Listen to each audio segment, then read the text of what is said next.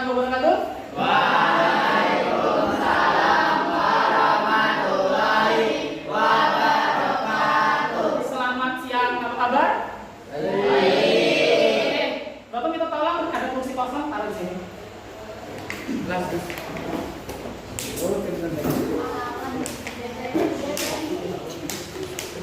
Oke, thank you. Oke, hari ini Bapak mau nyanyikan lagu buat kalian. Sebisa Bapak ya.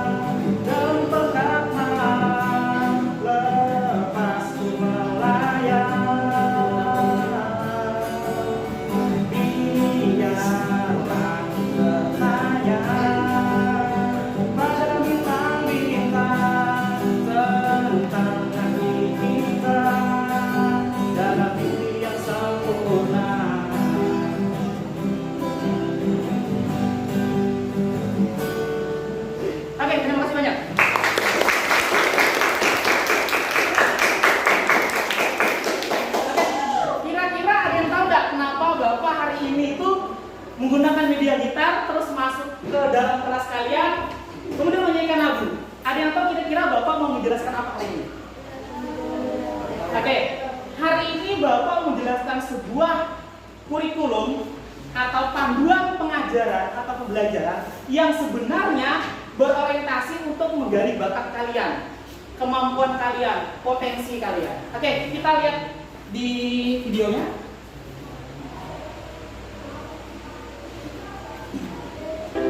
Jadi kurikulum itu berubah-ubah, ya. Kebetulan kalian generasi sekarang itu istilahnya kurikulum Merdeka Belajar. Ya. Ada yang tahu Merdeka Belajar apa? Merdeka Pak, bebas aja mau belajar, kamu enggak lah. Ada yang tanggapan seperti itu. Merdeka Pak, mau belajar yang kita suka aja, matematika aja, bahasa Inggris sudah usah. Ada beberapa siswa yang merasa Merdeka Belajar itu pola pikirnya seperti itu. Orang tua bahkan seperti itu. Gak apa-apa Pak, yang penting anak saya nyaman. Dia tidur di rumah, bangun telat, kemudian dia masuk sekolah, biarkan Merdeka Belajar Pak. Merdeka artinya bebas. Ya. Pengertian merdeka itu bebas itu tidak salah. Tetapi dalam konsep kurikulum Merdeka Belajar yang sekarang kalian jalani, yang sekarang rapotnya itu ada sumatif dan formatif, ya, ini sedikit misleading atau kesalahpahaman. Di sini Bapak memunculkan materi dari KHD Ki Hajar Dewantara. Ada tahu Ki Hajar Dewantara? Menteri Pendidikan kita atau Bapak Pendidikan Nasional yang kemarin kita peringati baru aja, ya. Apa sih sebenarnya dicita-citakan dalam Merdeka Belajar? Biar kalian tidak salah paham. Oke. Guru atau pendidik harus terus mau belajar agar mampu mengantarkan murid-murid menjadi berdaya dan manusia yang merdeka. Jadi kalau guru stagnan di satu materi, di satu pelajaran, di satu bidang aja, berarti dia guru yang ketinggalan zaman. Makanya tadi Bapak openingnya pakai gitar. Kenapa? Karena Bapak tahu Bapak main gitar tidak bagus. Tapi untuk mengimbangi generasi kalian yang generasi milenial, maka Bapak membawa media gitar. Guru itu harus tahu istilah-istilah baru ya, circle, MWD, dan lain-lain. Jadi ketika komunikasi dengan muridnya, mereka akan merasakan apa yang dirasakan oleh muridnya.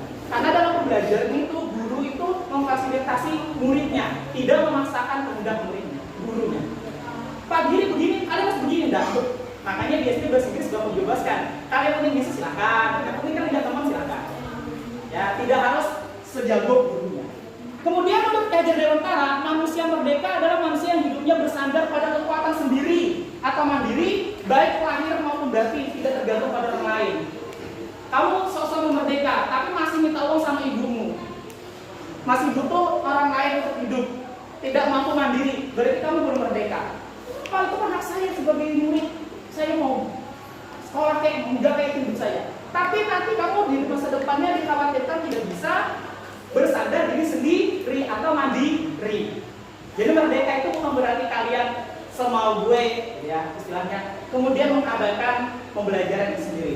Kemudian yang terakhir, peran kita sebagai guru atau pendidik menurut Ki Hajar Dewantara adalah menuntun segala kekuatan kodrat yang ada pada anak-anak. Apa sih maksudnya kodrat? Kodrat itu kemampuan yang dibawa dari lahir, kemampuan atau bakat atau minat kalian. Itu tugasnya guru mengetahui itu. Makanya beberapa waktu yang lalu Bapak mengadakan survei minat dan bakat siswa di kelas 7. Fungsinya untuk mengetahui apa sih minat dan bakat kalian sebenarnya. Ingat, minat dan bakat tidak harus bisa, tetapi kalian suka. Bapak dari dulu suka gitar, tapi tidak bisa main gitar, kuliah berpegang gitar. Bapak suka menulis puisi, bikin lagu, tapi Bapak tidak bisa main gitar. Minat Bapak di musik, tapi belum bisa. Yang penting suka dulu, yang kalian tertarik. Jadi tidak harus yang kalian bisa. Pak, saya tuh Pak sebenarnya pengennya jadi pilot, tapi saya tidak bisa menerbangkan pesawat. Memang belum saatnya kamu menerbang pesawat, tapi minatnya kalian di bergantang. Guru itu ya memberikan pengajaran. Salah satu cara menyampaikan ilmu atau manfaat bagi hidup anak-anak secara lahir maupun batin. Transferring ilmu, mudah-mudahan bisa dapat. Ya, makanya guru biasanya harus memikirkan gaya kreatif untuk menyampaikan sesuatu. Ya, untuk memotivasi gurunya, untuk memotivasi muridnya. Pembelajaran sebenarnya pengajaran tidak di kelas, bisa di luar kelas, bisa ketika ngobrol duduk berdua, heart to heart, hati ke hati. Apa sih masalahmu, Dok? Kamu minatnya di mana sih? Tidak harus bahasa Inggris itu bikin rumus dan macam-macam. Yang penting kalian bisa ngomong, berani ngomong, harian itu juga sudah oke. Kemudian pengajaran merupakan bagian dari pendidikan. Pendidikan menurut Ki Hajar Dewantara, pendidikan sebagai tuntunan, yaitu tuntunan dalam hidup tumbuhnya murid. Jadi pendidikan itu bertujuan untuk memberikan kalian itu semacam akhlak. Karena manusia itu lahir tidak tahu apa-apa, dituntut dengan pendidikan. Oh, ini benar, ini salah, ini baik, ini buruk dari sisi pendidikan. Diharapkan kalian menjadi manusia yang beradab dengan berpendidikan. Sedangkan mendidik yang tugasnya guru adalah menuntun segala kodrat pada murid agar mereka mencapai keselamatan dan kebahagiaan setinggi-tingginya. Tugasnya Bapak selaku guru mengetahui apa kodrat kalian, minat kalian, bakat kalian, kemudian Bapak coba untuk mengasah itu. Pak, kalau gurunya tidak punya kemampuan itu, saya kan minatnya balet, Pak, jadi kan tidak bisa balet. Maka tugas Bapak mencarikan solusinya. Misalnya ada referensi video-video tentang balet, atau kalau mungkin di sekitar sini ada pelatih balet atau senior balet, maka Bapak bisa mengundang. Itu namanya kemitraan. Oke. Pendidik tidak punya kuasa untuk memaksa murid untuk tumbuh tidak sesuai dengan kodrat yang mereka punya. Bapak tidak boleh memaksa kalian harus pintar bahasa Inggris. Kalian memang dapat tidak bisa. Ya, tidak boleh. Tapi ada standar kompetensi yang harus dicapai semampu kalian. Yang penting untuk tugas satu lagi. Yang penting itu prosesnya oke lah, Anda harus pintar bahasa Inggris. Jadi kalau ada guru yang marah, kamu harus bisa. Rumus kita boras harus jago, itu salah. Mungkin bakatnya tidak di matematika. Oke, lanjut. Ki Hajar Dewantara pendidikannya cocok untuk bangsa kita dan yang humanis, kerakyatan dan kebangsaan. Maksudnya humanis itu yang manusiawi, yang belas kasih, ya, yang senang dengan orang lain. Kemudian kerakyatan yang sederhana, yang tidak menyombongkan diri, dan kebangsaan sesuai dengan identitas bangsa kita. Jadi barat itu kalau kita masukkan yang bagus-bagusnya, yang jelek-jeleknya. Kemudian kodrat adalah keadaan perubahan yang terjadi pada murid dihubungkan dengan kodrat keadaan baik alam atau zaman. Jadi bakat anak itu bisa dipengaruhi. Contohnya Pak itu suka musik dari kecil, tapi karena orang tua Bapak maaf ekonomikanya rendah, Bapak tidak pernah bisa beli gitar. Satu itu. Kedua, karena orang tua bapak itu fanatik NU, kebetulan dekat gereja Betel yang besar itu, ketika bapak genjreng pinjam gitar, kamu jadi kafir kan? Misalnya begitu. Ya, orang tua tidak merestui. Ya, itu sebenarnya bukan merdeka belajar. Kodrat alam adalah kodrat siswa yang berkaitan dengan sifat dan bentuk lingkungan di mana mereka berada. Ya tadi contohnya lingkungan bapak dekat dengan gereja, jadi orang tua bapak yang fanatik mengasosiasikan musik adalah non-muslim gitu. Ya, itu akhirnya tidak dibolehkan. Kemudian kodrat zaman adalah bagian dasar pendidikan murid yang berhubungan dengan isi dan irama. Kodrat zaman bersifat dinamis atau berubah-ubah sesuai dengan zamannya. Ini yang tidak bisa lagi bapak membandingkan kondisi bapak waktu SMP dengan kalian SMP. Wah dulu bapak SMP begini, tapi boleh untuk referensi, memberikan contoh yang mana yang baik, yang mana yang buruk. Tapi kalau mau kembali ke masa lalu tidak bisa. Zaman dulu anak-anak ya pacarannya gayanya begitu, sekarang begini. Kalian kan sebutin zaman dulu, tidak bisa. Dulu nggak ada WA, nggak ada chatting dan lain-lain. Coba berkirim surat saja. Tidak bisa memaksakan kembali ke zaman yang sudah lewat. Itu cuma untuk pembelajaran saja, tidak bisa diterapkan untuk zaman sekarang. Oke. Kemudian yang berikutnya, trikon bagian dari kodrat zaman continue, ya. Pendidik menuntun murid dengan perencanaan dan pengembangan secara berkesinambungan. Jadi bapak kalau mau meliding kalian, menuntun kalian itu harus berkesinambungan, tidak boleh sekali-kali aja. Contohnya bapak Dimas kemarin tampil matomin, bakat di seninya bapak keluarga. Itu tidak mungkin bapak latih dalam sekali, 2 kali tok. Dan tidak mungkin, nih tekniknya begini, coba, tidak bisa. Bapak harus menyentuh hatinya. Tekniknya begini, kemudian bapak sentuh hatinya dengan motivasi-motivasi. Harus begini ya Dim, terus begini Dim. Salah, akan bapak ulangin. Begini loh Dim, ekspresinya. Ya, yang kalau Dimas mungkin agak tidak terlalu, tapi kalau Revadi itu perlu pengobatan yang lebih. Itu tugas gurunya untuk memberikan keyakinan ke muridnya, kalau muridnya bisa. Konvergen, pendidik menuntun murid dengan pemikiran terbuka terhadap segala sumber belajar lainnya. Bapak minta lihat di YouTube, bapak taruh beberapa referensi video YouTube bapak yang ada pantomimnya, contohnya untuk Dimas. Kemudian di kelas misalnya kita menonton film juga bisa. Pendidik menuntun murid berdasarkan kepribadian, karakter dan budaya kita sendiri. Kita menuntun murid harus dengan sesuai budaya kita sendiri. Ini yang bapak agak sedikit hati-hati, terutama tingkat SMP. Bapak itu bukan tidak cinta SMP, tapi agak hati-hati karena kalian sudah remaja. Kalau di SD untuk 4, 5, 6 aja, ketika bapak minta tampil, bapak tanya, nah boleh nggak jilbabnya dulu pas sekarang karakter yang bapak tampilkan tidak berjilbab. Kalau dia tidak mau, bapak tidak memaksakan. Tapi kalau dia mau itu boleh. Tapi biasanya tidak berjilbab 1, 2, 3 yang bapak minta. Mau dia naik karena karakter anaknya begini di tampilannya. Ya jadi sesuai dengan tradisi di sini. Tidak boleh buka-buka baju misalnya di tampilannya. Oke. Kalau ada yang guru seperti itu apa? Kecerdasan dimengerti berdasarkan akses kehadiran antara. Budi pekerti merupakan watak hasil dari gerak pikiran, perasaan dan kehendak atau kemauan, sehingga menimbulkan satu tenaga. Budi pekerti bermakna sebagai perpaduan antara cipta kognitif dan rasa afektif, sehingga menghasilkan karsa psikomotorik. Jadi budi pekerti itu apa yang kita rasakan, apa yang kita bayangkan dikeluarkan dalam bentuk. Biasanya harusnya beradab. Yang diharapkan itu dari siswa. Oke, kemudian teori konvergensi untuk melatih penjelasan budi pekerti. Teori tabulasi adalah teori kodrat anak ibarat kertas kosong. Kalau anak itu seperti kertas putih, terus orang tuanya yang suruh menggambar. Sedangkan teori yang terakhirnya dipakai KHD atau kehadiran antara, yaitu teori konvergensi, ya, yang memadukan antara kodrat yang awal dan yang kedua. Anak-anak itu seperti kertas putih, ya, yang sudah terisi tulisan-tulisannya, tapi masih samar. Samar ini adalah bakatnya. Jadi bakat itu sudah ada kecenderungannya suka apa, jago di mana, tapi masih samar. Bakat kalau tidak diasah tidak akan berhasil, akan atau bisa hilang. Itulah guru akhirnya harus menggali dan memfasilitasi.